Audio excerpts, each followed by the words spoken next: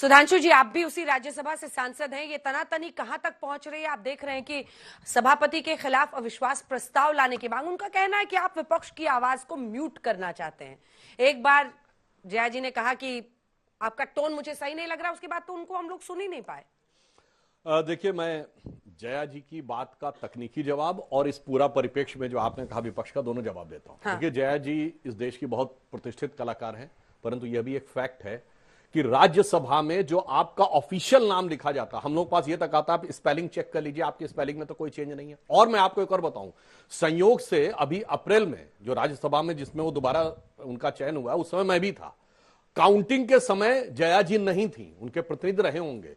एक एक वोट निकाल के बताया जाता है, यूं निकाल के सबको दिखाया जाता है, और उसमें हर बार बताया जा रहा था जया अमिताभ बच्चन। तो उनके प्रतिनिधि को आपत्ति करनी चाहिए थी। जब उनको सर्टिफिकेट मिला उत्तर प्रदेश विधानसभा से, उस पर लिखा हुआ जया अमिताभ बच्चन, आपत्ति करनी चाहिए थी। तो आपने जब और फिर जब शपथ ली, फिर नोटिफिकेशन, गजट नोटिफिकेशन होता है राज्यसभा का, उस पर लिखा जया अमिताभ बच्चन, तो अब आपत्ति, इसका मतलब किसी दूसरे कारण से है। और दूसरा मैं कह रहा हूं, ये जो कहने का प्रयास किया जाता साहब पति का नाम है, पहला तो उनका लिखा है, ये भारत में परिवार के बीच में झगड़ा करवाने का चक्कर है, वरना कोई नहीं कहता नरेंद्र दामोदर दास मोदी में पिता का नाम है तो प्रॉब्लम है, मोहनदास करमचंद गांधी में पिता का नाम है तो प्रॉब्लम है, भीमराव रामजी अंबेडकर में पिता का नाम है तो प्रॉब्लम है, नितिन जयराम गडकरी में पिता का नाम है तो प्रॉब्लम है। क्योंकि यहां इसलिए नहीं बोला, उसमें जेंडर का टकराव नहीं है, क्योंकि कोई किसी का पिता है तो कोई किसी का पुत्र भी होगा, मगर यहां पे लड़ाई करवानी है इसलिए होता। अब दूसरा तथ्य जो उन्होंने तकनीकी दृष्टि से गलत बोला, उन्होंने कहा उपराष्ट्रपति से, सभापति से, आप हमारे कुलीग हैं। उन्हें साफ समझना चाहिए, लोकसभा का स्पीकर पार्लियामेंट के मेंबर्स के बीच में से चुना जाता है। आप उसके लिए कह सकते हैं आप कुलीग हैं, आप चेयर पे हैं। राज्यसभा का चेयरमैन राज्यसभा के एमपीज के बीच में नहीं होता है, he is the vice president of India. तो यह बात टेक्निकली, आप प्राइम मिनिस्टर के लिए कह सकते हैं आप हमारे कुलीग में हैं, आप अलग हैं, but president and vice president are constitutionally totally different. तो यह बात फैक्चुअली रॉन्ग हो गई। अब दूसरी बात मैं कहना चाहता हूं, उस पर मैं टिप्पणी नहीं करना चाहता कि उन्होंने कहा कि उन्हें भाव भंगिमा नजर आ रही है और उनके एक्सपर्टीज पे, वो विषय अलग है। ये हो क्यों रहा है? आपने देखा कल टीएमसी के जो लीडर हैं, मतलब leader of the parliamentary party Derek O'Brien ने जिस टोन एंड टेनर में उपराष्ट्रपति से बात की, हाथ पटक पटक के, उपराष्ट्रपति को बहुत बुरा लगा और कुछ समय के लिए वो छोड़ के चले गए।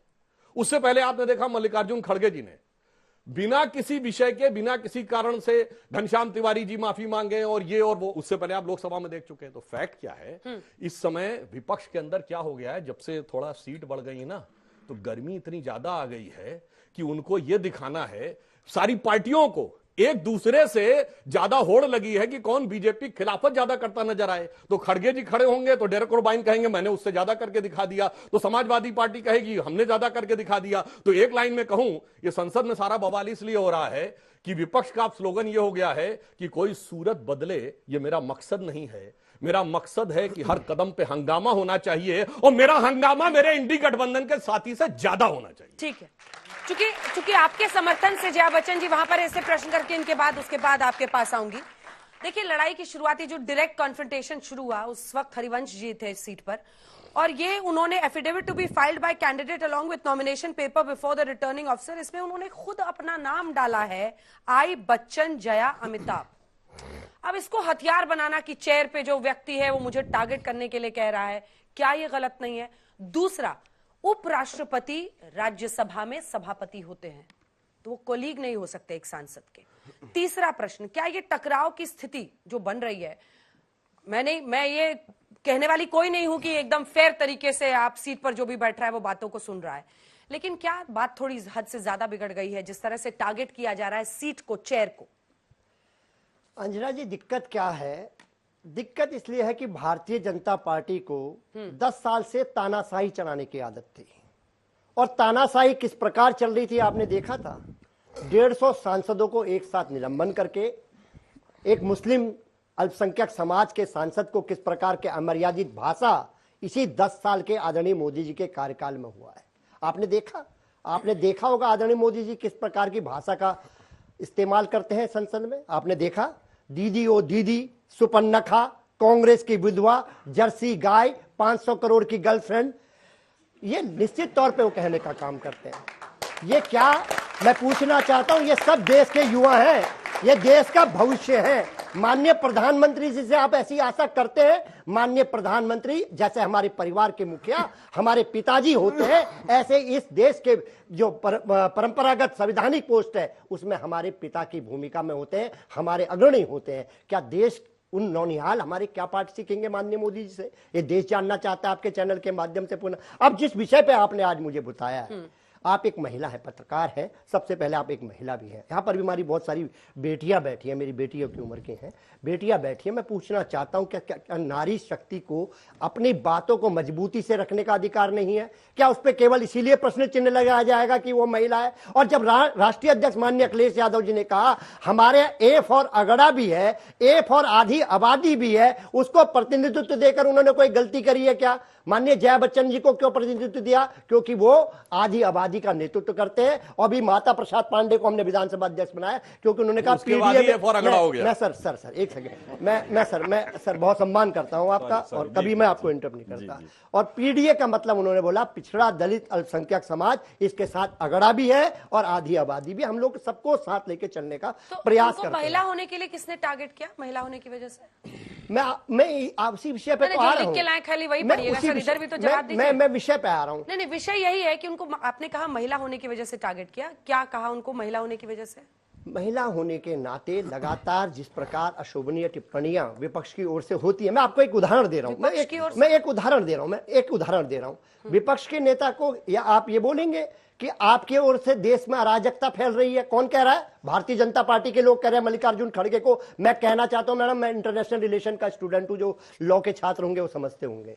मैं आपसे कहना चाहता हूं ये देश की सुरक्षा का मामला हो जाता है जब आप ये कह देते हैं कि विपक्ष के नेता को कि देश में अराजकता फैला रहे हैं। क्या आप प्रूफ दे पाएंगे कि वो देश में क्या अराजकता फैला रहे हैं? या किस प्रकार का माहौल इस देश में चल रहा है? भारतीय जनता पार्टी किस प्रकार का माहौल फैलाना चाहती है? एलओपी को इस तरह का ट्रीटमेंट आप करेंगे? आलोक जी बोल रहे हैं, उसके बाद से सुधांशु जी की बारी रहेगी। आलोक जी, सवाल यह है कि देखिए दो फैक्ट्स हैं। एक फैक्ट तो यही है कि उन्होंने खुद अपने एफिडेविट में अपना नाम जय अमिताभ बच्चन लिखा है, तो उसमें इसको हथियार बनाना सीट कुर्सी के खिलाफ, चेयर के खिलाफ, ये सही नहीं है।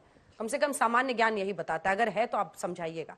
और दूसरा वही कि कॉलीग तो है नहीं आपके उपराष्ट्रपति। तीसरा, क्या कुर्सी पर उंगली उठाकर ही अपनी बात कही जा सकती है? 3 सवाल आपके आए। सबसे पहला सवाल तो यही है कि क्या नाम के ऊपर किसी तरह की आपत्ति हो सकती है? अगर एक महिला चाहती है कि उनके पति का नाम बार बार इस तरह से ना बुलाया जाए, एफिडेविट में नाम है, इसमें भी कोई दो राय नहीं है, मैं समझता हूं कि अवॉइड भी किया जा सकता था। और केवल उस वजह से कि नाम अमिताभ जी का जोड़ दिया गया, केवल उस वजह से नहीं हुआ। पूरा सेंटेंस सुनिए। उन्होंने कहा मैं कलाकार हूं, मैं भाव भंगिमा भी समझती हूं और मैं एक्सप्रेशंस को, पूरा फेशियल बॉडी लैंग्वेज को भी मैं समझती हूं कि किस तरह से और क्यों लिया जा रहा है। असली मुद्दा वहां पर है। बिल्कुल मैं मानता हूं। दूसरा जो बिंदु है आपका कि संवैधानिक तौर पर कुलीग नहीं कह सकते, वो उपराष्ट्रपति के पद पर है, चेयरमैन है, इसमें कहीं कोई दो राय नहीं। लेकिन इसके साथ साथ एक राय यह भी है कि वो हेडमास्टर भी नहीं। बैठ जाइए, you sit down, you sit down. खड़गे जी को साफ कह रहे हैं आप, you want to destabilise the nation. एक उपराष्ट्रपति को क्या यह शोभा देता है कि आप कहें कि डिस्टेबलाइज करना चाहते हैं? बिल्कुल वो कुलीग नहीं है, लेकिन वो हेडमास्टर भी नहीं है कि हर आदमी को बैठा देंगे, हर आदमी को कहेंगे तुम भी बैठ जाओ, तुम भी बैठ जाओ, माइक बंद हो जाएंगे, संसद के यहां पर बोलने की अनुमति नहीं दी जाएगी, किसानों को अंदर पार्लियामेंट में आने से रोका जाएगा, और आप तो पत्रकार हैं, पत्रकारों को एक कमरे में ठूस दिया जाएगा। टीस बहुत सारी हैं इस बार। टीस इस बार की यह है कि इस बार जो हथियाई हुई सरकार देश के अंदर चल रही है, जनता ने जो आईना दिखाया कि इलेक्शन कमीशन और तमाम संस्थाओं के ऊपर जो तमाम सवाल उठे, यह हथियाई हुई सरकार है और तमाम केसेस उसी संदर्भ में सुप्रीम कोर्ट और तमाम कोर्ट्स में चल रहे हैं।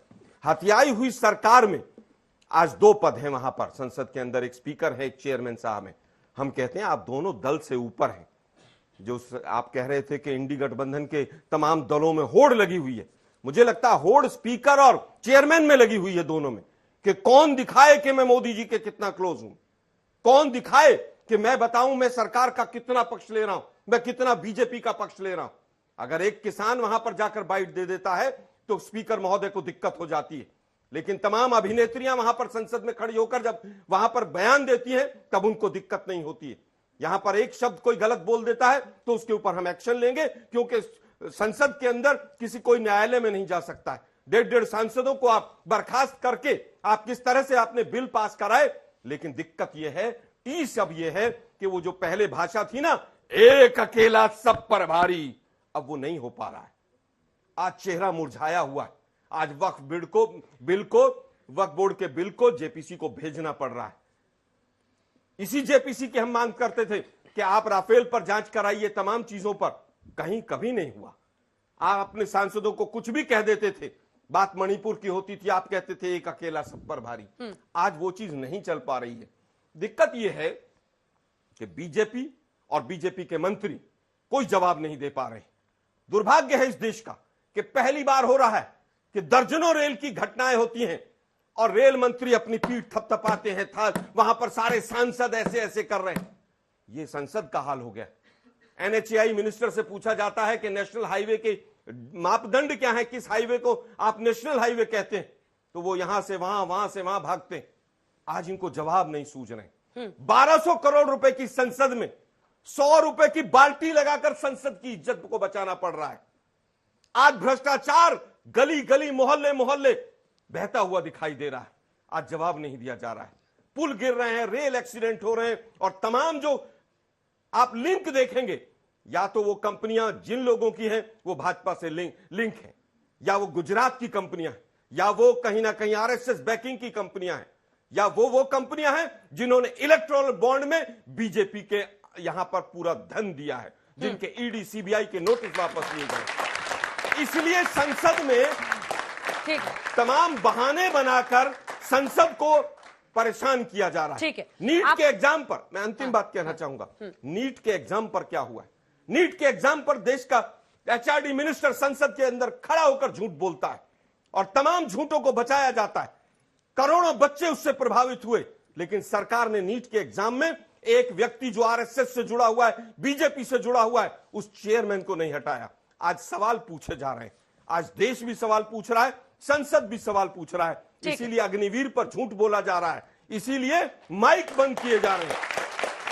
रोजगार के ऊपर जब बात होती है तो 4 तरह के झूठे आंकड़े आते हैं। यही कारण है कि बजट के ऊपर इससे पहले सवाल नहीं पूछा जाता था।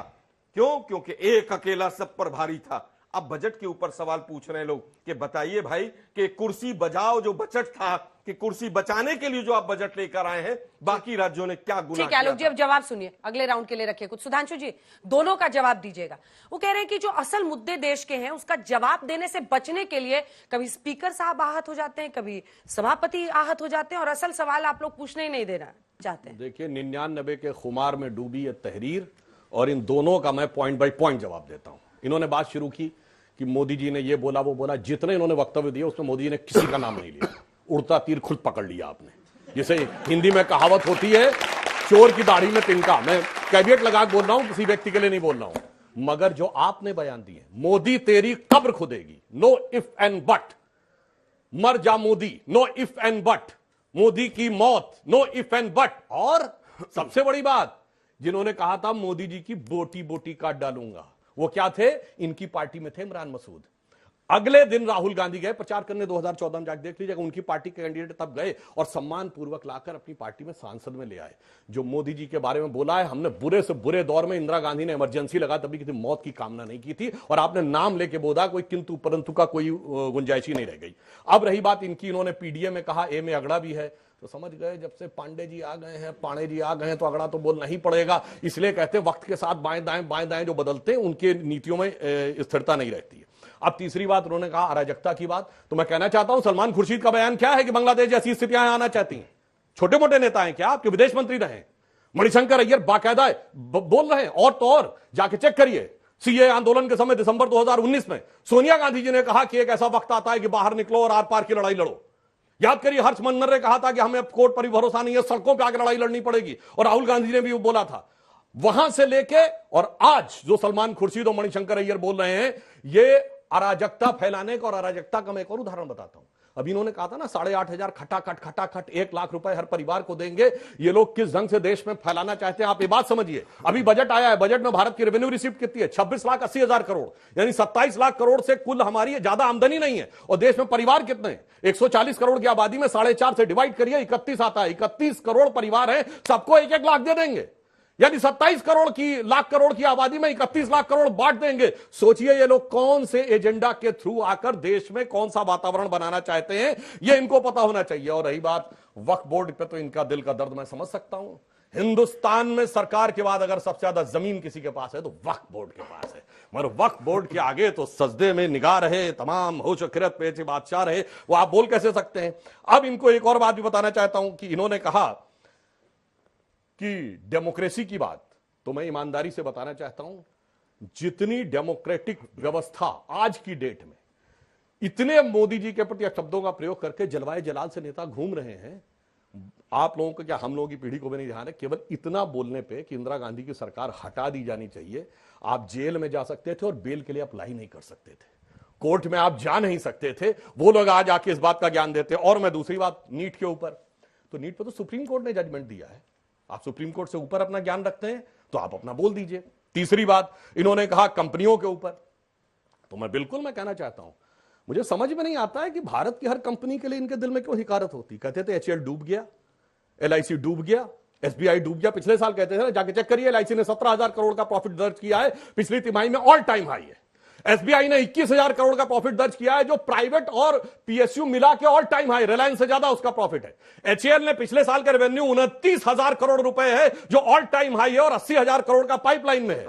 तो मुझे समझ में नहीं आता है, प्राइवेट कंपनी हो या सरकारी कंपनी हो, सिर्फ विदेशी कंपनी खिलाफ रहते, देसी कंपनी खिलाफ रहे, विदेशी के साथ। ये बताइए, यूनियन कार्बाइड के साथ कौन खड़ा था? कांग्रेस। बोफोर्स के साथ कौन खड़ा था? कांग्रेस। अगस्ता वेस्टलैंड के साथ कौन खड़ा था? कांग्रेस। और बताइए, हिंडनबर्ग के साथ कौन खड़ा? कांग्रेस। BBC के साथ कौन खड़ा? कांग्रेस। किसने सद्दाम हुसैन से पैसा लिया वोल्कर रिपोर्ट में? कांग्रेस ने। KGB के हिसाब से, अगर मित्रों के आर्काइव KG1 पार्ट 2 के हिसाब से किसने पैसे लिए? कांग्रेस ने। मेरे भाई, विदेशी कंपनी के खिलाफ बोलते हुए आज तक नहीं देखा कोई विदेशी कंपनी के खिलाफ। स्वदेशी आंदोलन भी हम ही चलाते हैं। और अंत में मैं कहूंगा, एक अकेला सब पे भारी पे, तो एक अकेला तो 240 लेके आया, आप सब मिलके 240 नहीं ला पाए। आप आकर 44, 52 और 99 पे रुक गए हैं। तो जो मैंने संसद में कहा था, दोबारा कह देना चाहता हूं उस एक अकेले की तरफ से, यानी मोदी जी की तरफ से, कि दरिया का सारा नशा उतरता चला गया, तो मुझे डुबाता रहा और मैं उभरता चला गया। और मंजिल समझ के बैठ गए जिस पे चंद लोग, मंजिल क्या थी? 44, 52, 99, मंजिल समझ के बैठ गए जिस पे चंद लोग। मैं ऐसे कितने ही रास्तों से गुजरता चला गया।